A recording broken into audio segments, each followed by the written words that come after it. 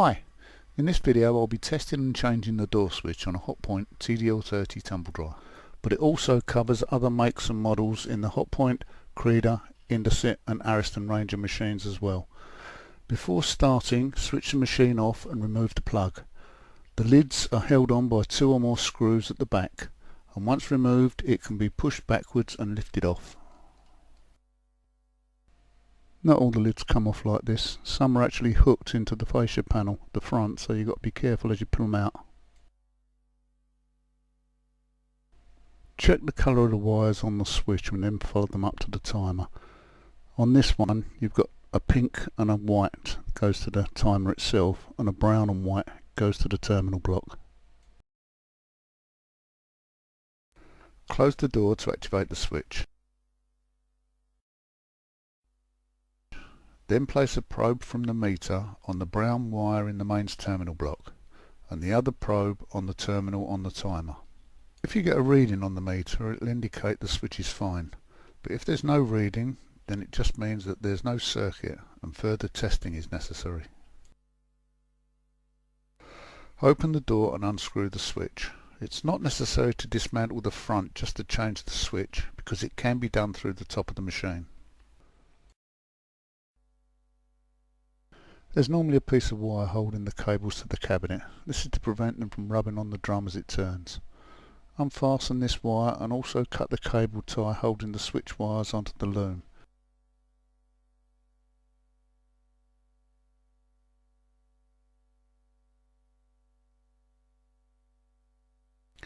Now you can lift the switch out of the cabinet and remove the 2 spade connectors. There's a tiny clip on at least one of the connectors that locks into the terminal. This must be depressed for it to come free. When both connectors have been removed, you can test the switch.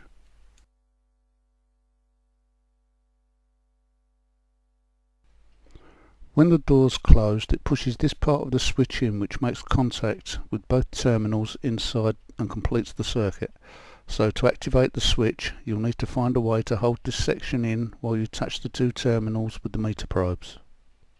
If there's no reading, then the switch is faulty and needs replacing. But if there is a reading, then you may have a break in one of the wires. There's no reading on this switch, so I'm replacing it with a new one. A large portion of tumble dryers only differ cosmetically and are basically the same inside.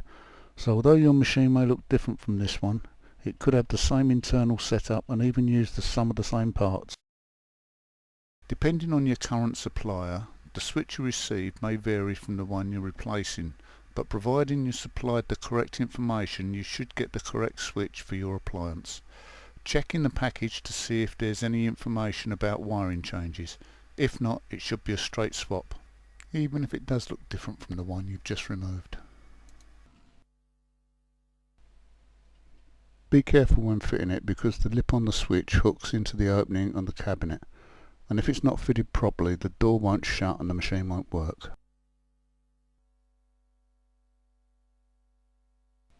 Don't forget to put a cable tie around the wires while the switch is out like this. It's much easier to do it now than after the switch has been fitted.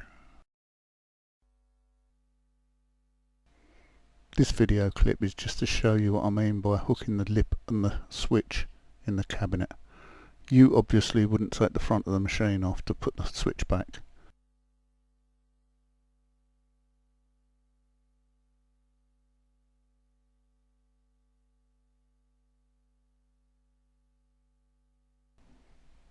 When it's in place you can fit the screws and tighten them, but you'll have to hold the switch from the back to prevent pushing it inside the cabinet again.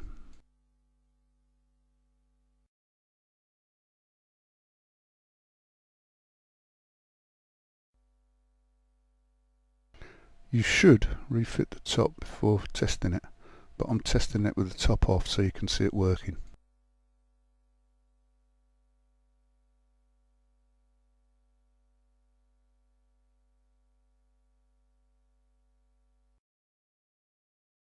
It just remains to fit the top and the job's done. On behalf of Selfix UK, we'd like to thank you for watching this video and hope you found it interesting. Goodbye.